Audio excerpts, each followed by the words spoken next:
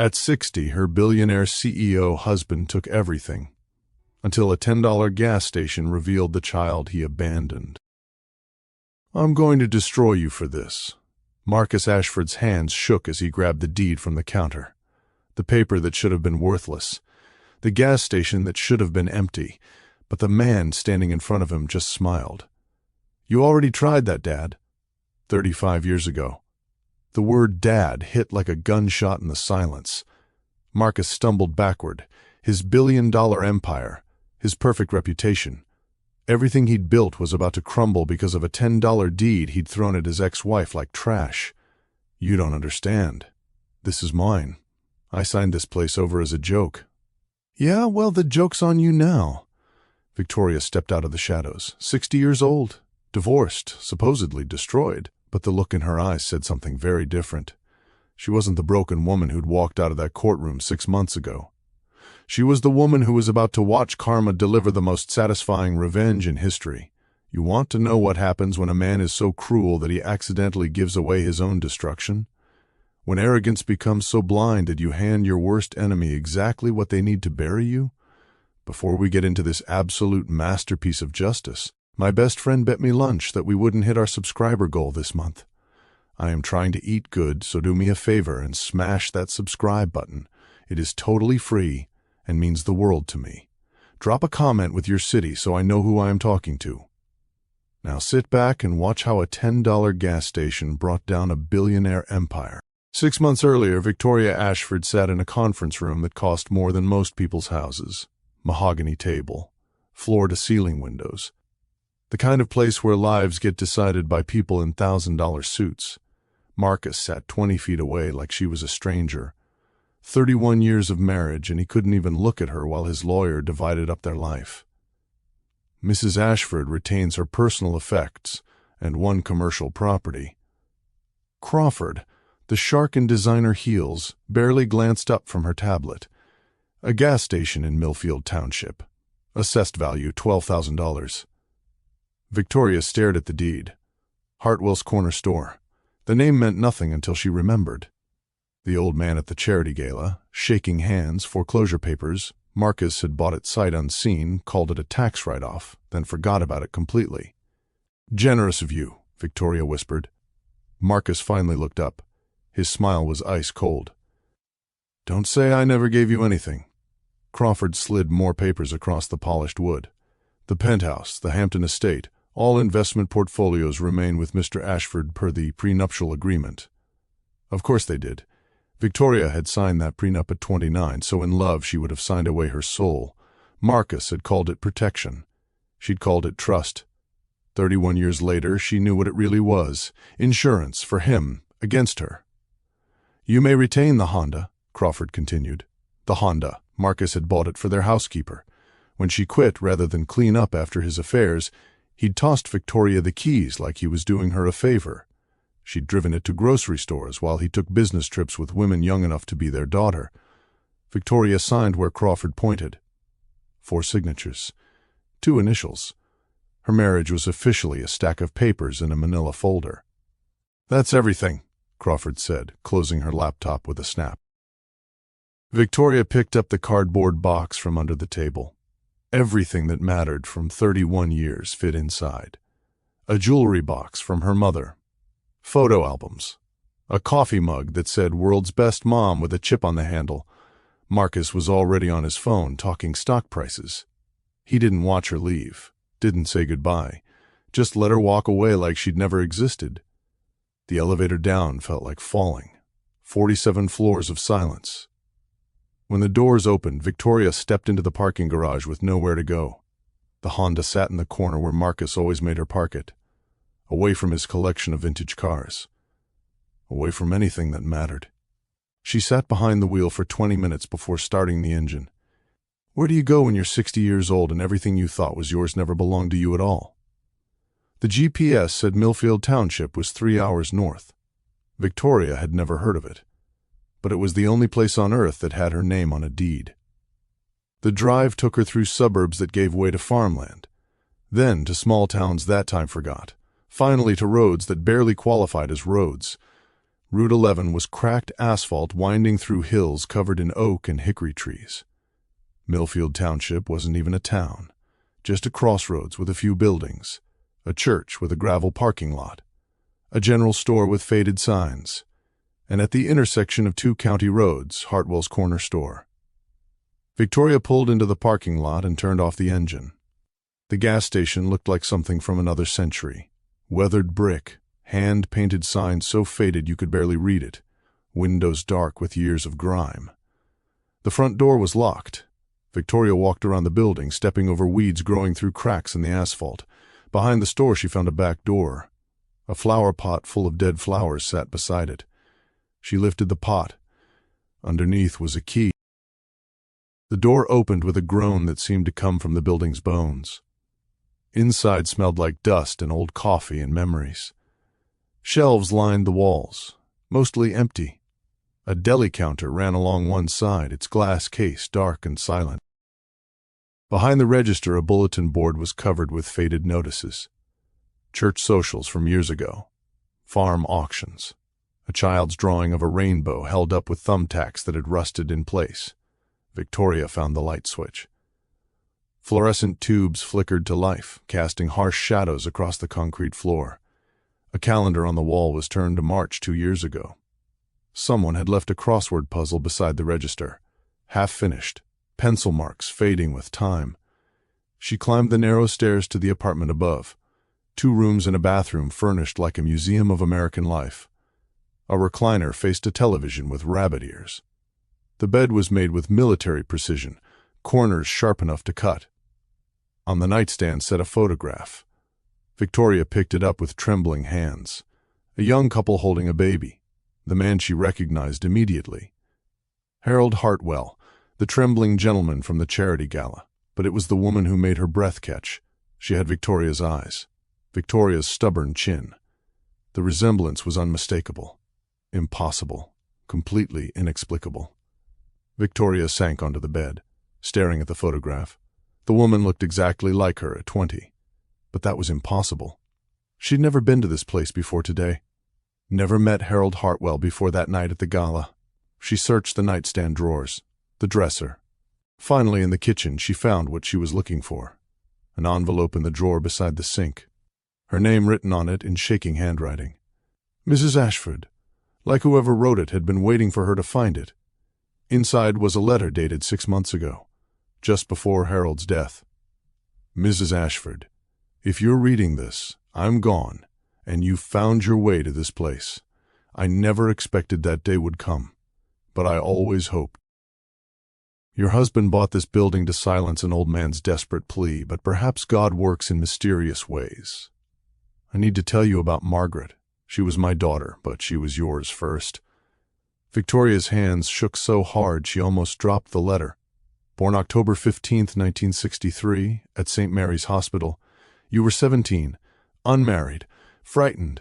The adoption was arranged by your father through lawyers who specialized in making problems disappear for wealthy families. October 15, 1963. The date was burned into Victoria's memory. The worst day of her life. The day she'd given birth to a daughter she'd never been allowed to hold. Never been allowed to see.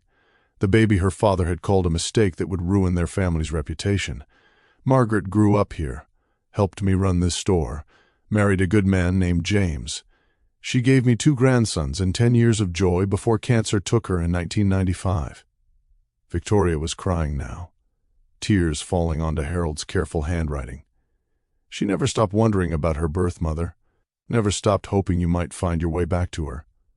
I kept every letter you wrote to the adoption agency, every attempt you made to find her. They were returned to sender, marked deceased, a lie your father paid them to maintain. Margaret died believing you'd forgotten her. I couldn't bear to tell her the truth. The letters. Victoria remembered the letters, dozens of them over the years. Desperate pleas to the adoption agency for any information about her daughter. Every single one returned with a stamp. Recipient deceased. Her father had lied. For 30 years he'd made sure she believed her daughter was dead. The boys are grown now, living their own lives, but they know about you. They know their grandmother spent 47 years believing her mother abandoned her when the opposite was true. They've been waiting for you, just like I have. Look behind the deli counter. Margaret saved everything. Letter clutched in her trembling hands. Behind the deli counter, she found a door she'd missed before. Small, almost hidden. When she opened it, she gasped. Storage room filled with boxes, each one labeled in a woman's handwriting. Mom's letters, school pictures, wedding photos, graduation. With shaking fingers, Victoria opened the first box. Inside the first box were dozens of letters, all addressed to the adoption agency, all in Victoria's own young handwriting from decades ago. Each letter had been returned unopened with that same cruel stamp. Recipient deceased. Victoria's hands shook as she read her own desperate words from 40 years ago. Please, I just want to know if she's healthy, if she's happy. I think about her every day. Does she know her mother loves her? I'm married now. I could provide for her. Please tell me how to find my daughter. It's been 10 years. I've never stopped looking. Please don't ignore me. Letter after letter, year after year. A mother's heart breaking in careful handwriting. Victoria opened the second box. School pictures. A gap-toothed 6-year-old who looked exactly like Victoria had at that age. A serious 12-year-old with braces and bangs. A beautiful 16-year-old in cap and gown, ready to take on the world. An entire childhood she'd missed. Documented in Kodak moments that Margaret had saved for the mother she'd never met. The third box nearly broke her. Wedding photos. Margaret in a simple white dress glowing beside a kind-faced man who must be James. Baby pictures of 2 little boys who had Victoria's stubborn chin and her daughter's gentle smile. Grandsons. She had grandsons. The fourth box was the hardest. Letters Margaret had written but never sent. Dozens of them, spanning decades. Letters to the mother she'd never met. Victoria opened one dated from Margaret's wedding day. Dear Mom, I got married today. Dad walked me down the aisle and he was perfect, but I kept looking for you in the crowd. I know you probably don't even think about me anymore, but I wanted you to know I found love. James is good to me. Kind. Patient. Everything I hope you would want for your daughter. I wonder what you look like. If I have your laugh, if you'd like the woman I became. Love always. Margaret Victoria was sobbing now, sitting on the floor of her daughter's storage room, surrounded by a lifetime of love she'd never known existed. Another letter dated when Margaret's first son was born. Dear Mom, I had a baby today. A boy. Thomas. He has your eyes, I think. At least he has my eyes, and Dad says I have yours. He's perfect. Tiny hands that grab onto everything. When I hold him, I wonder if you ever held me like this. If you wanted to. I forgive you for giving me away. I understand you were young and scared. But I hope somewhere in your heart you know that the daughter you let go found happiness. Your daughter, Margaret, the final letter was dated just weeks before Margaret's death in 1995. Mom, the doctors say I don't have much time left. Cancer. It's funny how facing death makes you think about life, about the people who shaped you, even from a distance. I need you to know that I've lived well. Dad gave me everything a daughter could want. Love, security, confidence. I married a good man and raised 2 incredible boys who would have been proud to call you Grandma. If you're reading this, it means you found us at last. My boys are good men. Thomas teaches. David builds things. They have your stubborn streak and your kind heart. They've been waiting their whole lives to meet their grandmother. I hope you can forgive yourself for whatever you think you did wrong. You gave me to people who loved me. That's not abandonment. That's sacrifice. Love always. Margaret Rose of Victoria clutched the letter to her chest and wept. For her daughter, for the grandson she'd never known. For 47 years of believing she was alone in the world when she'd had a family waiting for her. Her phone buzzed. A text from Marcus's attorney about finalizing paperwork. Victoria turned it off. Outside, the sun was setting over fields that stretched to the horizon. Victoria walked to the front window and looked out at the crossroads where her daughter had grown up, where her grandsons had learned to ride bikes and play baseball and become men. A pickup truck pulled into the parking lot. Victoria's heart stopped. A tall man got out. Broad shoulders, graying hair, a face that carried Margaret's gentle strength and something else, something familiar. He approached the door slowly, like he was afraid she might disappear. Victoria opened it before he could knock. They stood looking at each other across 47 years of silence. "Thomas," she whispered. He nodded. "Harold called me when he got sick, said if anyone ever came asking about Mom, I should drive over and check." His voice carried the soft accent of rural Virginia. "I've been driving by twice a week for 6 months, just in case. I'm Victoria." The words felt inadequate for everything she wanted to say. "I know who you are," Thomas said gently. "We've been waiting for you our whole lives."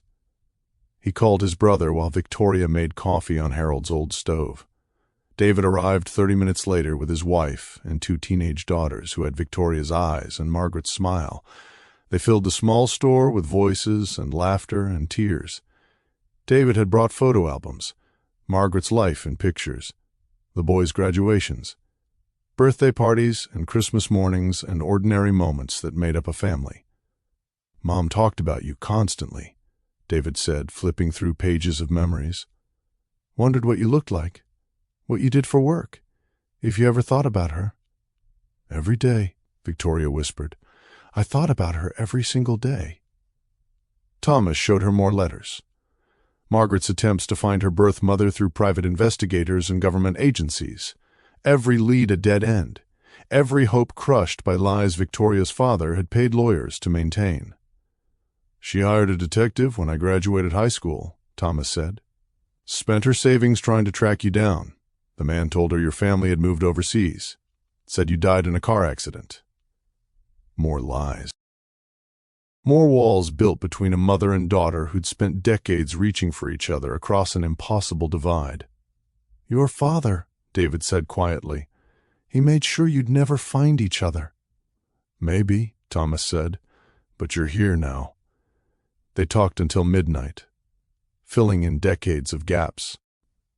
Victoria learned that Margaret had taught Sunday school and grown prize-winning tomatoes, that she'd sung lullabies in a voice like honey and made the world's best apple pie.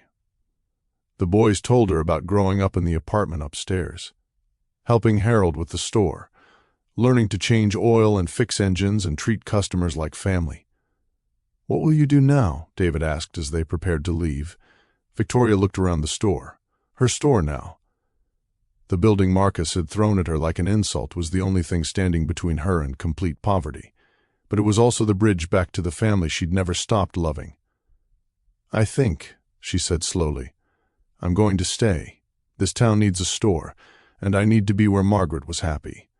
But Victoria had no idea what she was really inheriting, no idea that the grandson sitting across from her had built something incredible using this forgotten crossroads as his foundation. No idea that Marcus's cruel joke was about to become his worst nightmare. Because David Hartwell wasn't just Margaret's son and Victoria's grandson. He was also the architect of Marcus Ashford's destruction. And he'd been planning his revenge for 35 years. The next morning, Victoria woke in Margaret's childhood bed to the sound of trucks rumbling past. Not 1 or 2 trucks, a convoy. She looked out the window and saw 18-wheelers moving down Route 11 in both directions like it was an interstate highway. That was strange. Harold's gas station sat on what appeared to be a forgotten country road. Why would so much commercial traffic use this route? David arrived at 8 a.m. with coffee and donuts from a bakery in town. "Sleep okay?" he asked, studying her face like he was looking for traces of his mother. "Better than I have in months," Victoria admitted. "But I have to ask, what's with all the truck traffic? This road seemed pretty quiet yesterday." David's smile was careful. "Routes change. Commerce finds new paths." He was being evasive. Victoria had spent 31 years married to a businessman. She knew when someone was avoiding a direct answer. "David, what do you do for work?" "I build things," he said. Same answer he'd given last night. Still not really an answer. Thomas arrived an hour later with his wife and daughters. They spent the morning going through more of Margaret's belongings. Photo albums, recipe cards written in careful handwriting, A jewelry box with costume pieces that had meant the world to a woman who'd had very little. Around noon, David's phone rang. He stepped outside to take the call. Victoria watched through the window as he walked to the rear of the building, talking intently to whoever was on the other end. Curious, she followed. Behind the gas station was a loading dock she hadn't noticed yesterday. And backing up to that dock was a massive semi-trailer. Two men in coveralls were unloading pallets of boxes with practiced efficiency. "David?" Victoria called. He turned, phone still pressed to his ear. For just a moment his expression was all business, hard, calculating. Then he saw her and his face softened into the gentle grandson smile. "I have to go," he said into the phone. "Handle it like we discussed." "What's going on?" Victoria asked. "Just some deliveries.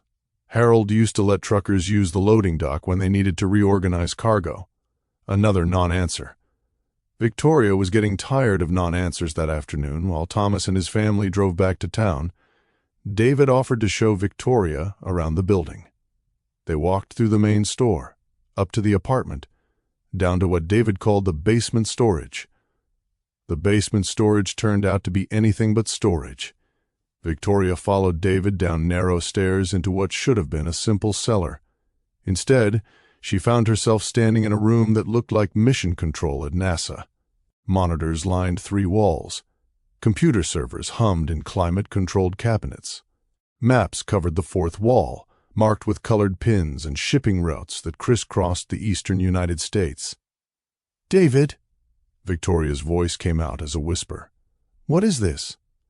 "This is what I do for work," he said simply.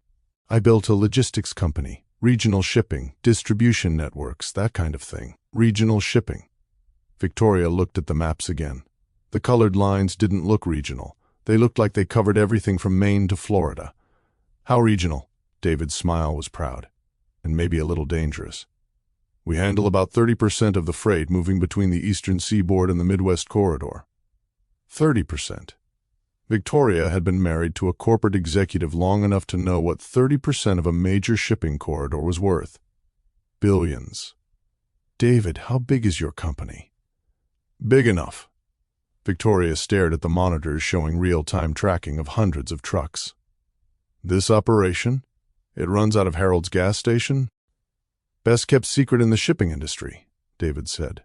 "Nobody expects a major logistics hub to operate out of a rural crossroads. Competitors spend millions on urban warehouses. I spend thousands maintaining a gas station that gives me access to 6 major highways within 20 miles. Victoria was starting to understand. The truck traffic this morning.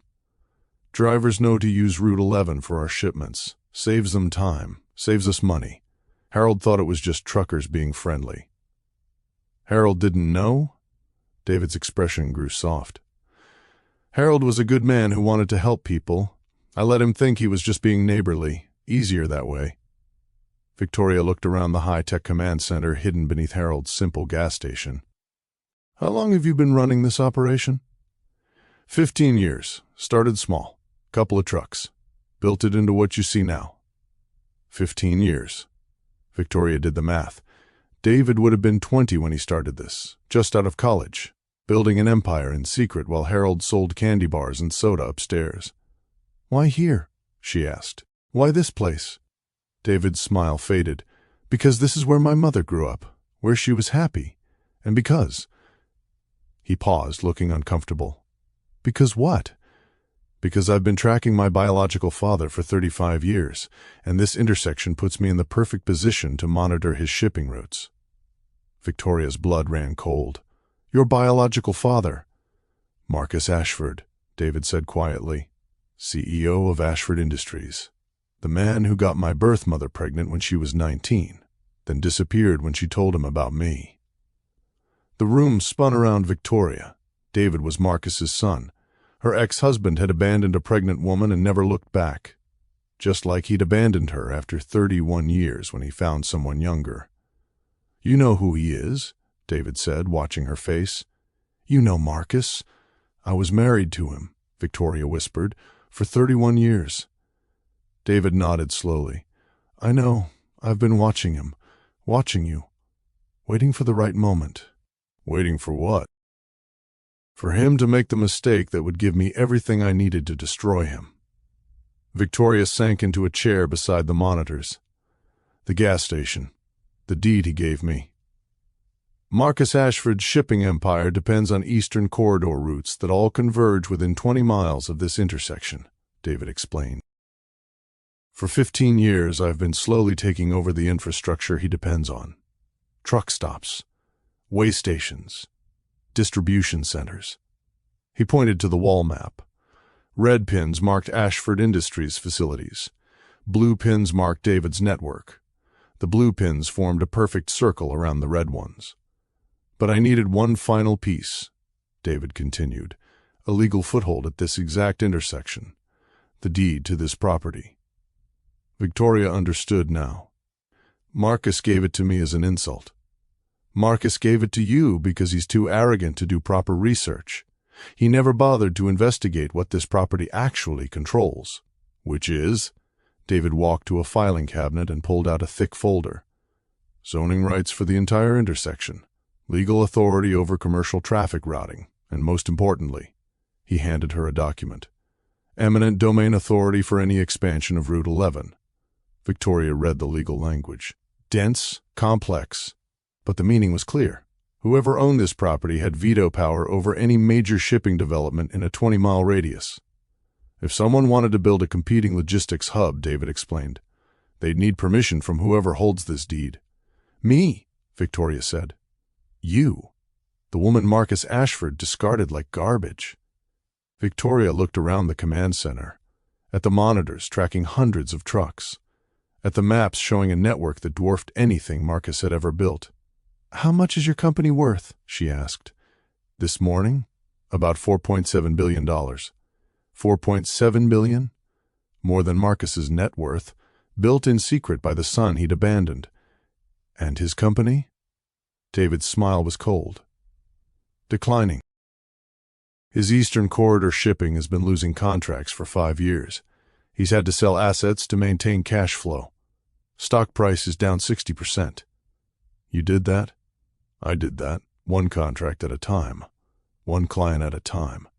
Marcus Ashford's empire is built on transportation infrastructure I now control. Victoria stared at her grandson. The gentleman who'd embraced her yesterday. Who'd shown her pictures of his mother. Who'd waited 47 years to meet his grandmother. He was also a billionaire who'd spent 15 years systematically destroying the man who'd abandoned him. What happens now? She asked. David's phone buzzed. He looked at it and smiled. Now Marcus finds out that his emergency freight contracts for December just got canceled.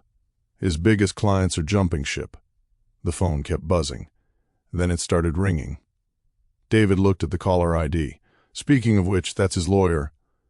The pieces clicked into place for Victoria. He's figured out the gas station isn't worthless. He's figured out he just handed his worst enemy the only weapon that can destroy him completely. David answered the phone. Hartwell Logistics, this is David speaking.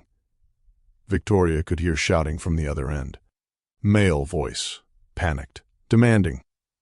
David listened calmly, then said, I'm sorry, but all our zoning decisions go through the property owner now. You'll need to speak with Victoria Ashford. More shouting.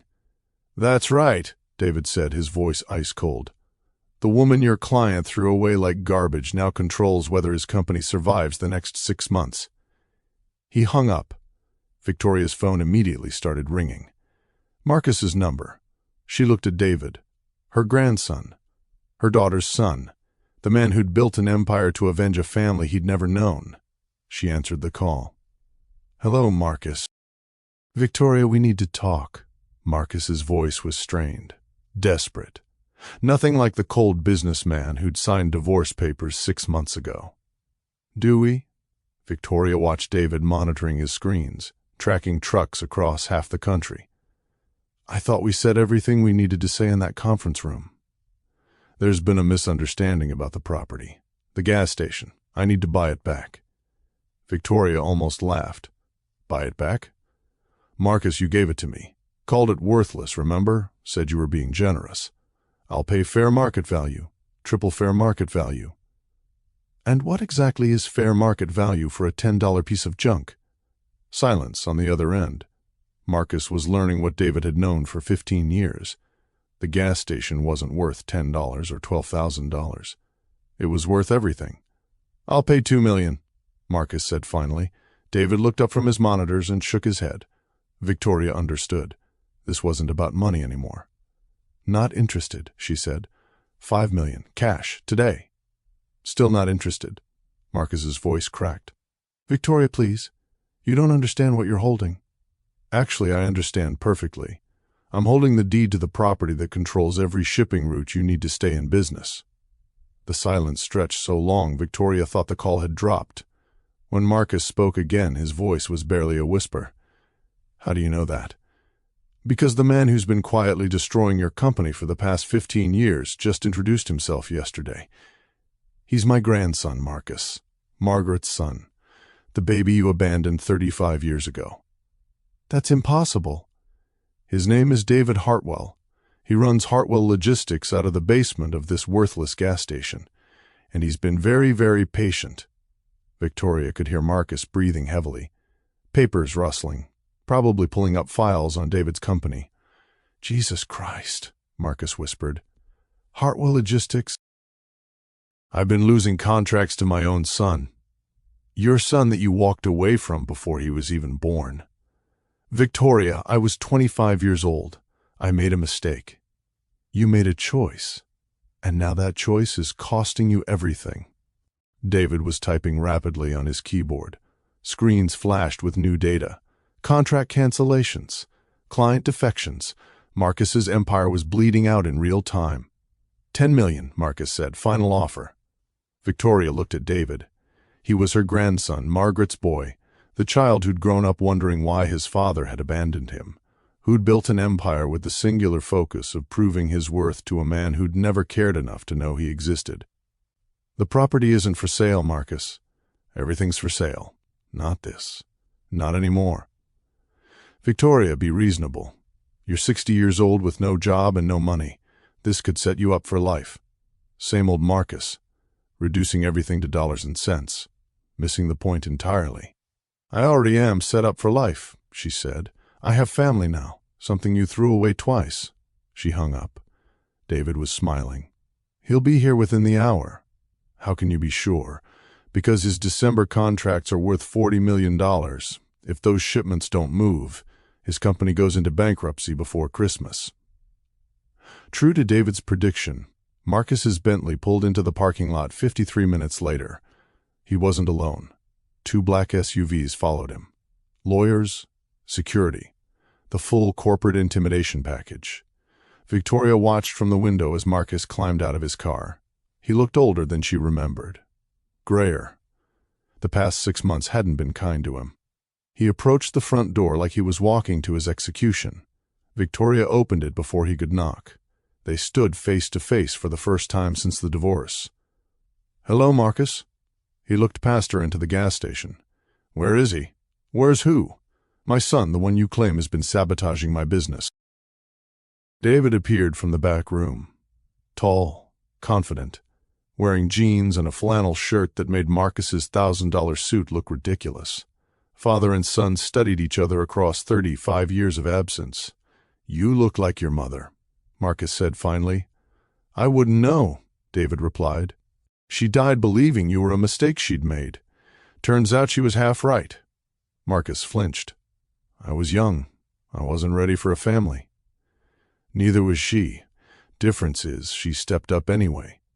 The lawyers pushed past Marcus into the gas station. Lead attorney was a man Victoria didn't recognize. Younger than Crawford. Hungrier. "This is Peterson," Marcus said. "He handles acquisitions." Peterson opened his briefcase and pulled out contracts. "We're prepared to offer $15 million for immediate transfer of this property." David laughed. Actually laughed. "$15 million? You think this is about money?"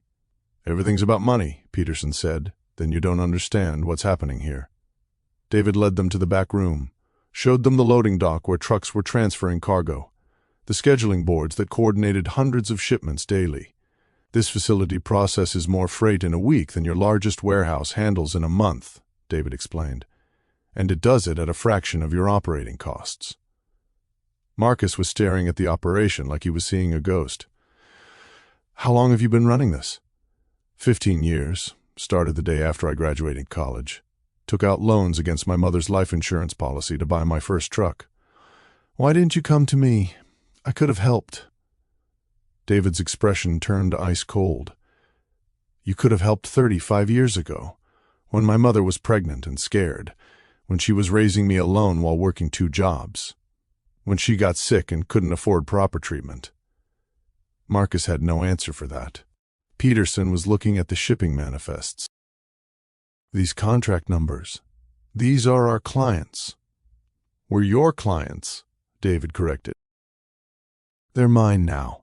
Better service, lower costs, more reliable delivery windows. Marcus grabbed one of the manifests. TechCorp Industries. They've been with us for 8 years. They've been with me for 6 months, along with 63% of your other major accounts. Victoria watched Marcus's face as the reality sank in. His son hadn't just built a competing business. He'd systematically stolen Marcus's entire customer base. The December contracts, Marcus whispered. Already transferred. Your clients need their holiday inventory moved. I can guarantee delivery. You can't. Not anymore.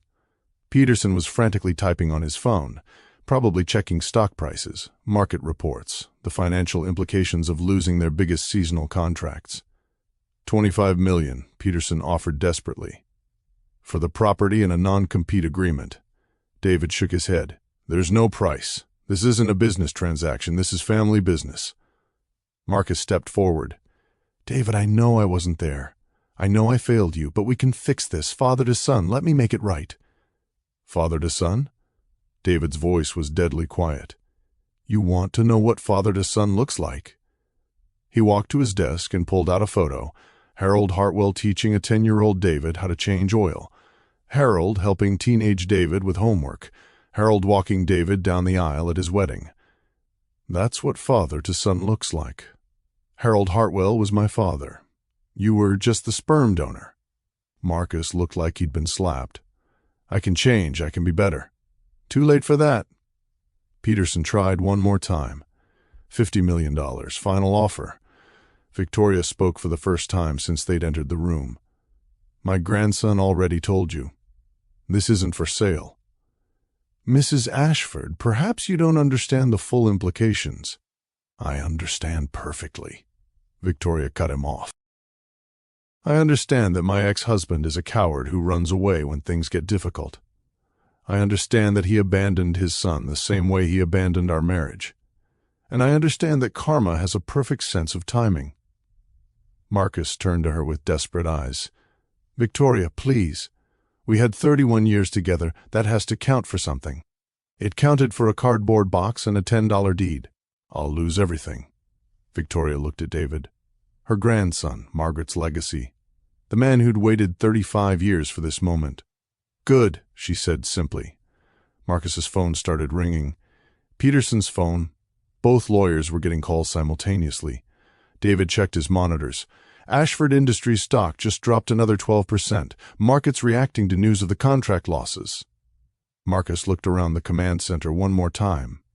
At the empire his abandoned son had built. At the woman he'd discarded now holding his future in her hands. This isn't over, he said. Yes, it is, David replied.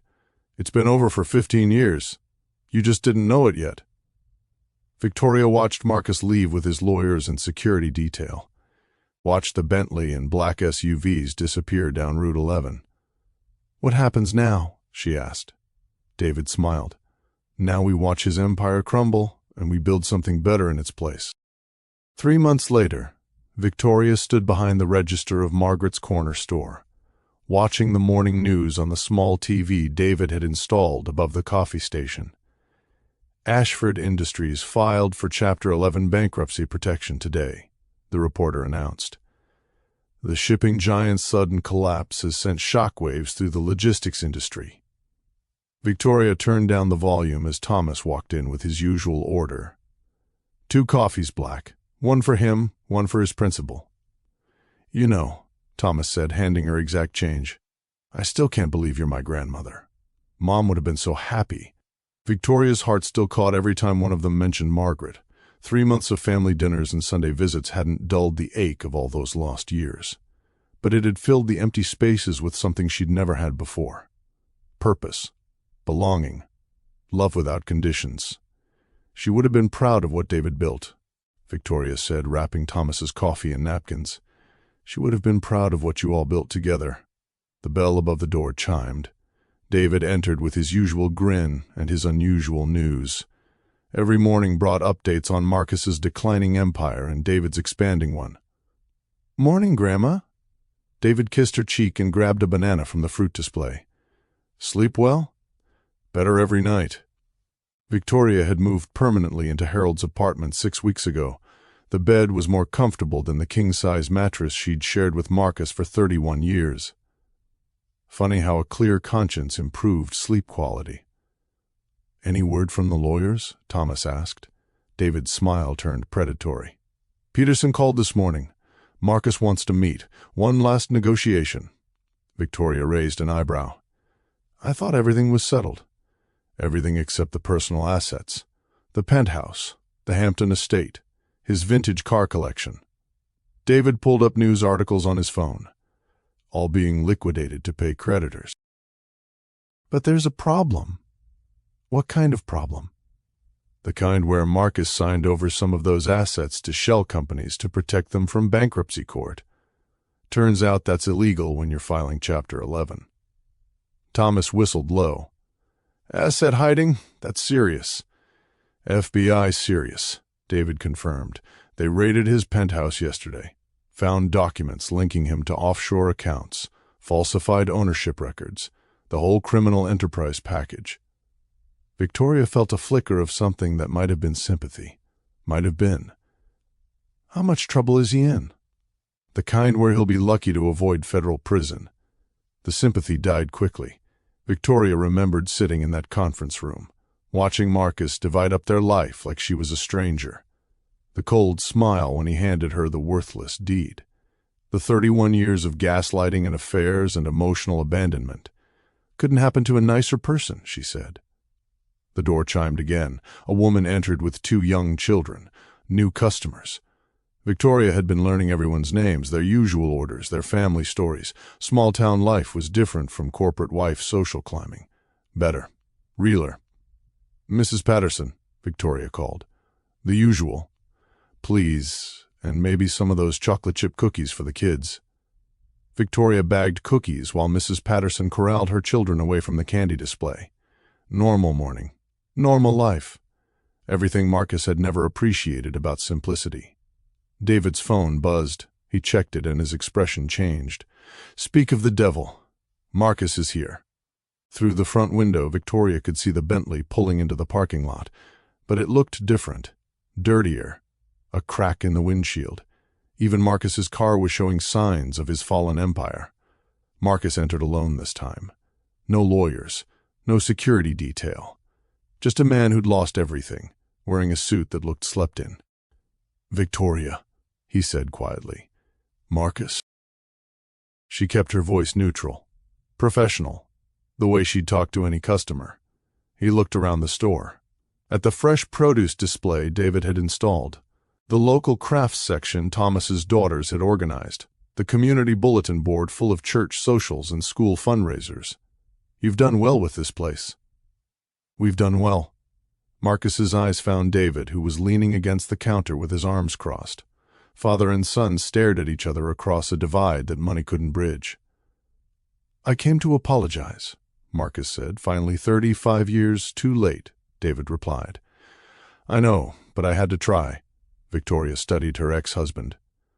He looked smaller somehow, defeated. The arrogance was gone, replaced by something that looked almost like humility. "What do you want, Marcus?" "I want to make things right, with both of you." "Can't undo abandoning your pregnant girlfriend," David said. "Can't undo 31 years of treating Victoria like property." Marcus nodded slowly. "No, I can't. But I can tell you the truth. Which is, I was a coward. I'm a coward. I've spent my whole life running from anything that required me to be vulnerable, to be responsible for someone else's happiness." Victoria had heard Marcus's apologies before. Slick corporate presentations designed to close deals and manipulate outcomes. This felt different, raw, like he was finally saying words he'd never let himself think. When Sarah told me she was pregnant, Marcus continued, I panicked. I was 25, focused on building my company. A baby felt like a trap. So you ran, David said. So I ran, told myself she'd be better off without me, that the baby would be better off without me. Convinced myself I was doing the noble thing. Thomas had been listening from the corner. Noble would have been stepping up. Marcus looked at him. You must be Thomas, the teacher. I am. Your mother raised incredible sons, both of you, despite having no help from me. Despite you abandoning them, Thomas corrected. Yes. The simple acknowledgement hung in the air. No excuses, no justifications, just truth. Marcus turned back to Victoria. And you. I married you because you were beautiful and smart and came from a good family. Everything I thought I wanted in a wife. But I never learned how to actually love someone, how to put someone else's needs before my own. I treated our marriage like a business partnership where I was the senior partner. Victoria had waited 31 years to hear Marcus admit what she'd always known, that he'd never seen her as an equal, never valued her beyond what she could do for his image. The affairs, she said, were about ego, about proving I could still attract younger women, about avoiding intimacy with someone who actually knew who I was underneath the expensive suits. David checked his phone again. This is all very touching, but your criminal defense attorney has been calling. Something about a plea deal. Marcus's shoulders sagged. 15 years, federal prison, if I cooperate with their investigation into offshore banking schemes. And if you don't cooperate, 25 to life. Victoria found herself asking, what will you do? I'll take the deal. Testify against the other executives who helped me hide assets. Serve my time. Marcus looked directly at her. I wanted to apologize before I disappear for the next decade and a half. The store fell silent except for the hum of refrigeration units and the distant sound of trucks on Route 11. Finally, Victoria spoke. Apology accepted. Marcus's eyes widened in surprise. Just like that? Just like that. Holding on to anger would only hurt me. I've got better things to do with my time. She gestured around the store, at the family photos on the counter, at David's logistics operation humming efficiently in the basement, at Thomas grading papers at the corner table. I've got a family to spend time with, a business to run, a life to live. Marcus nodded slowly. I'm glad. You deserve happiness. He turned to David. And you. I know I have no right to ask, but I'm proud of what you built, proud of the man you became, despite having no help from me. David's expression softened slightly. I had help. From Harold. From Mom. From people who understood what family means. I hope someday you can forgive me. I already have. Forgiveness doesn't mean relationship. It just means I'm done carrying your mistakes around in my heart. Marcus walked to the door, then turned back one last time. The money from the asset sales. What's left after the government takes their share. I'm having my attorney put it in trust funds for any grandchildren I might have someday. Thomas's daughters. David's future children. Marcus was trying to be a grandfather to kids he'd never meet. That's not necessary, David said. It's the only decent thing I can do. Marcus left without another word. The Bentley pulled away for the last time. Victoria looked around her store, her family, her life. You know what the best part is, she said to David and Thomas. What's that? He gave me this place as an insult, called it worthless, but it brought me back to Margaret, back to you boys, back to the family I never knew I had. David smiled. Sometimes the things people throw away are exactly what you need to build something beautiful. Victoria nodded. Sometimes justice isn't about revenge, it's about finding your way home. Outside, trucks rolled past on Route 11, carrying cargo for David's expanding empire. Inside, Victoria served coffee to neighbors and listened to Thomas tell stories about his students, and felt something she'd never experienced in 31 years of marriage. Peace. If you didn't see that coming, hit that like button, so I know you're enjoying these justice stories. And listen. I've got more stories about karma catching up with people who think they can discard others without consequences. What's the worst betrayal you've ever witnessed? Drop your city in the comments and tell me about it. I read every single one. Subscribe for more stories where the underestimated rise up and the arrogant fall down. Because sometimes the most worthless thing someone throws at you becomes the foundation for everything beautiful in your life.